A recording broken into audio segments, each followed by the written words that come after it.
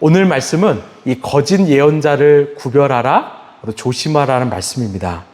오늘 모세는요, 이스라엘 백성들이 가나안 땅에 들어가면 이 특별히 거짓 예언자를 조심하라고 이야기합니다. 이 구약을 보면 하나님께서 무슨 일을 행하실 때 꼭 사람을 통해서, 그것이 지도자든지 예언자들을 통해서 말씀하셨지요. 따라서 우리는 그 사람의 말을 들으면 하나님이 어떤 일을 행하실지를 알 수 있었다라는 것입니다. 그러면 우리의 책임은 뭘까요? 바로 그 사람의 말이 진짜 하나님에게부터 왔는지 아닌지 분별할 수 있는 기준과 잣대가 우리에게 필요하다라는 거죠. 만약 그 기준이 없어서 아무 사람의 말이나 내가 덥석 물고 믿는다면, 그래서 내가 잘못된 길로 빠진다면 그 책임은 결국은 나 자신이라는 것입니다.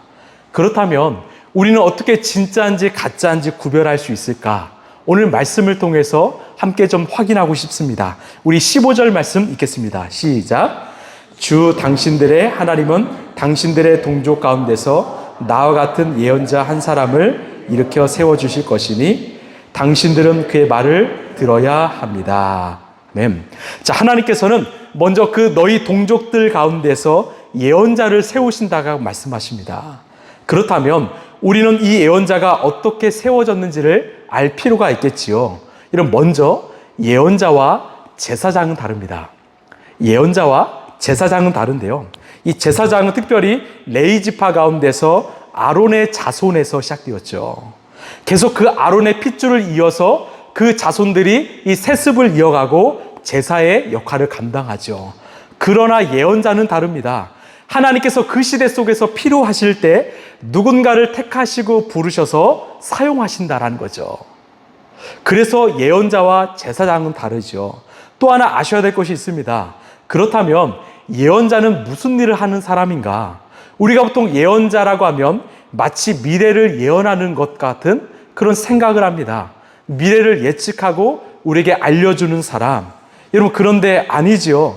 성경에서 말하는 예언은요, 미리 예와 말씀언이 아니라 맡길 예와 말씀언이지요.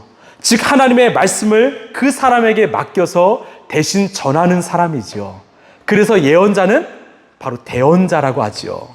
저는 대언자라고 부르는 것을 참 좋아합니다. 왜? 그 사람의 역할은요, 자신이 그 미래를 예측해서 말하는 것이 아니라 하나님이 주신 그 말씀을 받아서 대신 전하는 사람이기 때문이죠. 여러분, 이것이 참 중요합니다. 하루는요, 하나님께서 예레미야를 예언자로 부르셨지요. 그때 예레미야가 뭐라고 합니까? 하나님, 저는 아직 어립니다. 그리고 저는 말을 못합니다. 그래서 그 하나님의 부르심을 거절했습니다. 그때 뭐라고 하시는가? 우리 예레미야 1장 7절입니다. 시작. 너는 아직 너무나 어리다고 말하지 말아라. 내가 너를 누구에게 보내든지 그에게로 가고 내가 너에게 무슨 명을 내리든지 너는 그대로 말하여라. 아멘. 뭐라고 하세요? 괜찮다라는 거예요. 어리거나 말을 못하거나 상관없다라는 거죠. 왜? 그는 예언자이고 대언자이기 때문입니다. 내가 말할 테니까 너는 그대로 전하기만 하면 된다라는 거죠. 또요, 우리 예수님께서 이 신약 시대에 뭐라고 말씀하시는가? 요한복음 5장 46절입니다. 시작. 너희가 모세를 믿었더라면 나를 믿었을 것이다. 모세가 나를 두고 썼기 때문이다. 아멘. 자, 모세도 예언자, 대언자였죠. 무슨 말이냐? 1500년 전에 모세가 쓴 모세오경이 바로 나 예수님에 대해서 쓴 예언의 말씀이라는 거죠. 어떻게 그럴 수 있을까요? 바로 하나님께서 모세를 통해서 그 말씀을 적게 하시고 뱉게 하셨기 때문입니다. 자, 요한복음 12장 49절입니다. 시작. 나는 내 마음대로 말한 것이 아니다. 나를 보내신 아버지께서 내가 무엇을 말해야 하고 또 무엇을 이야기해야 하는가 친히 나에게 명령해 주셨다. 아멘. 자, 예수님도 이 땅에 대언자로 오셨죠. 이 땅에 오셔서 하신 말씀도 바로 아버지 하나님께서 그 예수님께 다 말씀하시고 알려주셨다라는 것입니다. 그래서 우리는 이 말씀을 이해할 수 있죠. 이 베드로서 1장을 보시면 여러분이 무엇보다도 먼저 알아야 할 것은 이것입니다. 아무도 성경의 모든 예언을 제 멋대로 해석해서는 안 됩니다. 잘 보십시오. 예언은 언제든지 사람의 뜻에서 나온 것이 아니라 사람들이 성령에 이끌려서 하나님께로부터 오는 말씀을 받아서 한 것입니다. 여러분 아멘이십니까? 예. 그 말씀은 사람들이 제멋대로 뱉은 말씀이 아니라 성령에 이끌려서 하나님의 말씀을 받아 적은 것이라는 거죠. 그래서 결국 성경에 기록된 하나님께서 사용하신 사람들은요, 예언자들은 바로 대언자라는 것이죠. 여러분 이 시대에 자신이 하나님의 대언자라고 예언자라고 외치는 사람들이 있습니다. 여러분 우리는 그들을 무엇으로 검증해야 될까요? 바로 하나님의 말씀이지요. 말씀을 통해서 그가 진짜인가 아닌가를 우리는 판별할 수 있다는 거죠. 자, 오늘 16절 말씀입니다. 시작. 이것은 당신들이 호렙산에서 총회를 가진 날에 주 당신들의 하나님께 청한 일입니다. 그때 당신들이 말하기를 주 우리 하나님의 소리를 다시는 듣지 않게 하여 주시며 무서운 큰 불도 보지 않게 하여 주십시오. 우리가 죽을까 두렵습니다 하였습니다. 아멘. 무슨 말이냐면 총회 날이 되었습니다. 이제 사람들이 다 모였고요. 하나님이 나타나셔서 백성들에게 말씀하시는 날입니다. 그런데 이 백성들이 두려운 거예요. 왜? 하나님을 보기에 너무나 두렵습니다. 왜냐하면 백성들이 그 죄를 지은 상태로 하나님을 보면 죽을 수 있기 때문이죠. 그래서 모세에게 대신 말하죠. 당신이 하나님을 직접 만나서 들은 것을 우리에게 전해달라. 왜냐하면 자신들의 상태가 거룩하지 않기 때문입니다. 그래서 17절, 18절을 보시면 그때 주님께서 내게 말씀하시기를 그들이 한 말이 옳다. 나는 그들의 동족 가운데서 너와 같은 한 예언자 한 사람을 일으켜 세워 나의 말을 그의 입에 담아줄 것이다. 그는 내가 명한 모든 것을 그들에게 다 일러줄 것이다. 이 하나님이 이 백성들의 말씀을 부탁을 수용하셨습니다. 그래서 한 사람을 세워서 대신 전하신다라는 거죠. 그게 바로 모세였고 또한 여호수아였습니다. 그래서 모세가 첫 번째 예언자가 되었고 그 다음이 바로 여호수아가 된 거죠. 그러면서 두 가지의 조건을 말씀하시는데 우리 19절, 20절입니다. 자, 시작. 그가 내 이름으로 말할 때 내 말을 듣지 않는 사람은 내가 벌을 줄 것이다. 또 내가 말하라고 하지 않은 것을 제 마음대로 내 이름으로 말하거나 신들의 이름으로 말하는 예언자는 죽임을 당할 것이다 하셨습니다. 아멘. 두 가지인데 하나는 백성들에게 하신 말씀이에요. 이 예언자 모세의 말을 듣지 않으면 너희들 벌 받을 거야. 왜? 모세는 내 말을 전하는 사람이거든. 다른 하나는요, 모세에게 하신 말씀이에요. 하나님, 내가 말한 것을 그대로 전하지 않으면 오히려 네가 벌 받을 거야. 또한 다른 신들의 것을 전하면 네가 죽을 거야 말씀하신 겁니다. 여러분, 우리가 아는 바와 같이 모세 이후에 얼마나 많은 거짓 예언자들이 등장합니까? 여러분, 그들의 결말은 어떻게 되었지요? 모두가 죽음을 경험했지요. 대표적인 예가 그 열왕기상 18장에 등장하는 이 바알과 이 아세라 선지자들이지요. 무려 850명이 갈멜산 위에서 죽임을 당했습니다. 그런데요, 이들의 죽음은 차라리 낫습니다. 바로 그들은 거짓 신으로 예언했기 때문이죠. 진짜 문제는 바로 하나님이 세운 예언자들의 타락입니다. 하나님의 말씀을 대언하는 그 예언자로서 거짓을 증거했던 문제가 가장 큰 문제였지요. 예레미야 36장 18, 14절을 보시면 그런데 이제 내가 예루살렘의 예언자들에게 끔찍한 일들을 보았다. 그들은 간음을 하고 거짓말을 한다. 악행을 저지르는 자들을 도와서 어느 누구도 죄악에서 떠날 수 없게 한다. 내가 보기에 그들은 모두 소돔 사람들과 같이 되었고 예루살렘의 주민은 고모라 백성과 같이 되었다. 이게 참 두려운 거죠. 하나님의 이름으로 전하는데 하나님이 세워주셨는데 거짓을 전하는 겁니다. 하나님의 말씀이 아니라 거짓 신을 증거하는 거죠. 여러분, 결국 그 예언자가 다스렸던 그 도시는 어떻게 되었습니까? 바로 소돔과 고모라가 되었습니다. 잘못된 예언자로 인해서 그를 따랐던 이들도 함께 망해버렸다라는 거죠. 여러분, 우리 그 다음 16절, 17절 말씀입니다. 자, 시작. 나 만군의 주가 말한다. 스스로 예언자라고 하는 자들에게서 예언을 듣지 말아라. 그들은 헛된 말로 너희를 속이고 있다. 그들은 나 주의 입에서 나온 말을 전하는 것이 아니라 자기들의 마음속에서 나온 환상을 말할 뿐이다. 그들은 나 주 말을 멸시한 자들에게도 말하기를 만사가 형통할 것이다. 주님의 말씀이다 한다.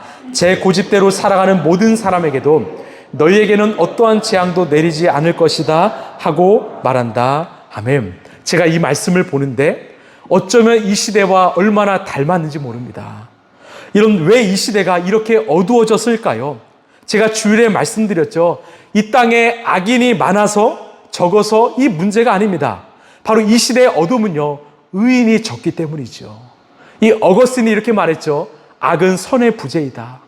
이 어둠은 빛이 없기 때문이다. 즉, 이 나라 이 민족을 위해서 깨어 기도하는 의인이 없기 때문에, 그리스도인이 없기 때문에, 하나님을 신실하게 따르는 의인이 없기 때문에 점점 더 이 땅은 어두워져 간다는 거죠. 여러분, 또 하나 문제는요, 바로 지도자, 목회자의 문제이지요. 이 목회자가 복음을 가감없이 전해야 되는데 16절의 말씀처럼 마치 자신의 뜻을 하나님의 말씀인 것처럼 전하는 또한 시대의 모습을 보곤 합니다. 때로는 하나님께서 정말 실제로 음성을 통해서 들려주십니다. 그런데 많은 이들이 자신의 뜻과 자기 욕망을 전하고 있는 거지요. 이 최근에 이 신사도 운동이라고 해서 이 한국 땅에 여러 가지 영향력을 주는 그런 단체들과 교회들이 있지요. 이 직통계시라고 해서 내가 하나님께 받은 말씀이라면서 그것을 진리로 전하는 자들이 참 많습니다. 이런 무엇이 문제일까요? 예수님을 따라야 되는데 사람들이 그 말을 전하는 그런 목회자를 따른다라는 거죠. 그분을 마치 신처럼 숭상하는 거지요. 또 하나, 교회 안에 형통주의, 승리주의가 찾아왔습니다. 이 복음에 물을 탄 거지요. 십자가의 삶을 전해야 되는데 그 말을 전하면 사람들이 싫어하기 때문에 무엇을 말합니까? 긍정의 삶을 말합니다. 성공의 삶을 말하죠. 듣기 좋은 소리를 전합니다. 예수를 믿으면 다 잘 된다. 예수를 믿으면 어떤 어려움도 없다. 만사 형통하다. 이것을 믿으라는 것입니다. 이것이 바로 지금의 문제이고 바로 예레미야의 말씀의 문제였던 거지요. 실제로 미국의 초대형 교회가 이런 메시지로 많은 사람들을 모으고 있다는 소식을 저는 듣곤 했습니다. 여러분, 사람들이 많이 모입니다. 이 말씀 강단 위에서 듣기 좋은 소리가 들려오기 시작합니다. 그런데 문제는 무엇이냐? 바로 우리가 변하지 않습니다. 사람들의 심령이 변하지 않지요. 오히려 더 많은 욕망을 부추기지요. 여러분, 하나님의 말씀은 우리의 혼과 영을 찔러 쪼개는데, 우리를 회개케 하는데 그 말씀이 오히려 그렇게 하지 못하게 만든다라는 거죠. 결국은 교회가 타락을 경험하고 세상은 더 어두워져 가는 것이죠. 영적 어둠을 경험하고 있는 것이죠. 이것은 바로 목회자의 타락이고 분별 없이 그를 쫓는 그리스도인들의 타락인 것입니다. 여러분, 그렇다면 우리는 어떻게 해야 할까요? 제가 성경을 보면서 깨달은 사실이 하나 있습니다. 이 창세기 1장 2절은 하나님이 세상을 창조하시죠. 그리고 3장부터는 인간의 죄로 인한 타락이 시작됩니다. 이 뱀으로 변장한 마귀가 이 아담과 하와를 속여서 하나님의 말씀을 불순종하게 만들죠. 그 말씀을 버리게 만듭니다. 그래서 어떻게 되었습니까? 이들이 말씀을 버림으로써 에덴 동산에서 쫓겨나게 되었지요. 즉, 천국을 잃어버렸습니다. 천국을 잃어버린 인간의 삶 속에서 무수한 죄가 많이 나왔지요. 창세기 4장을 보면 가인과 아벨이 나오지요. 인간의 첫 번째 살인이 바로 형 가인에게서 일어나지요. 또 그 모습을 닮은 라멕도 살인을 저지릅니다. 창세기 6장을 보면요, 하나님의 아들들이 세상의 딸들과 놀아나기 시작합니다. 이것은 성적 타락이지요. 또한 11장을 보면 인간의 욕망의 극치인 바벨탑 사건이 등장하죠. 인간이 하나님처럼 되고 싶어서 높이 쌓습니다. 하나님 흩어버리시죠. 그리고 13장에 가면 가장 역사상 어두웠던 도시인 소돔과 고모라가 등장합니다. 그런데요, 이런 죄들이 이 시대에도 계속 반복해서 일어나고 있다는 거죠. 그렇다면 이 땅을 살아가는 그리스도인은 우리가 할 일은 무엇일까요? 하나님을 특별히 이 시대 속에서 우리를 부르신 목적은 무엇일까요? 바로 이 땅의 에덴 동산, 바로 천국을 회복하는 일입니다. 여러분, 어떻게 하면 이 땅의 천국, 에덴이 회복될 수 있을까요? 여러분, 인간이 에덴을 잃어버린 이유가 하나님의 말씀을 버렸다면, 하나님의 말씀을 잃어버려서 에덴을 잃어버렸다면, 바꿔 말하면 에덴 천국을 회복하려면 바로 말씀을 회복해야 합니다. 말씀을 다시 회복해야 합니다. 하나님의 말씀이 선포되는 곳에 에덴 천국이 임한다라는 거죠. 여러분 믿으십니까? 여러분 말씀을 통해서 이 세상을 창조하신 하나님이라면 그 말씀이 있는 곳에는 하나님의 창조, 하나님의 에덴이 회복된다라는 거죠. 그런데요, 말씀을 회복한다라는 것을 이 설교를 많이 들으라는 것으로 오해하지 않았으면 좋겠습니다. 말씀을 회복한다라는 것은 우리가 직접 하나님의 말씀을 펴서 묵상하고요, 그 말씀을 통해서 내 삶의 기준과 가치관을 바꾸는 것이지요. 내 삶의 사고와 기준을 바꾸는 거지요. 지금까지는 내가 세상의 기준, 세상의 가치관으로 살아왔다면 이제는 말씀 앞에서 내가 겸손하게 내 모든 것을 내놓는 거죠. 그리고 성경적 기준, 가치관으로 살아가는 것입니다. 내 삶이 내 중심이 아니라 예수님 중심으로 바뀌는 거죠. 예수 안에서 내가 진정한 변화, 거듭남을 경험하는 거죠. 그때요, 진정으로 변화된 우리의 삶을 통하여 이 땅은 변화되기 시작할 것입니다. 소돔과 고모라 같은 이 땅이 점점 우리의 삶을 통하여 에덴 천국으로 바뀌게 될 것입니다. 여러분 결국은 바로 말씀의 회복입니다. 말씀의 회복이지요. 여러분 하나님께서 라이프처치를 이 시대 속에서 이곳에 세우신 이유는 무엇일까요? 바로 말씀의 사람들을 통해서 영적으로 죽어가는 이 땅을 천국으로 바꾸길 원하시는 하나님의 분명한 부르심이 있지 않을까요? 우리가 우리의 삶이 말씀 안에 서 있다면 어떤 거짓 예언자, 이단, 사이비가 와도요, 우리는 흔들리지 않습니다. 왜? 우리 안에 영적으로 분별할 수 있는 기준이 있기 때문이죠. 오히려 우리의 삶을 통하여, 말씀을 통하여 어둠을 몰아내고 빛을 비추게 될 것입니다. 어둠에 빠진 수많은 사람들을 빛으로 인도하는 바로 하나님의 제사장의 역할을 감당하게 될 것입니다. 그것을 위해서 우리 모두를 부르셨으면 여러분 믿으시길 바랍니다. 우리 마지막 21절, 22절입니다. 자, 시작. 그런데 당신들이 마음속으로 그것이 주님께서 하신 말씀인지 아닌지를 어떻게 알겠냐고 말하겠지만 예언자가 주님의 이름으로 말한 것이 그대로 이루어지지 않으면 주님께서 하신 말씀이 아닙니다. 그러니 당신들은 제멋대로 말하는 그런 예언자를 두려워하지 마십시오. 아멘. 여러분 결론이 무엇이에요?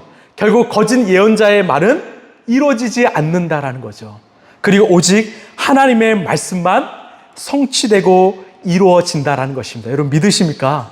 여러분 그러면 우리는 무엇을 해야 될까요? 마치 사도행전에 나오는 이 베레아 성도처럼 정말 그 예언자의 말이 또한 목회자의 말이 진짜인가 아닌가, 성경적인가 아니면 자기의 소견인가, 말씀을 통해서 우리가 상고해야 된다는 거죠.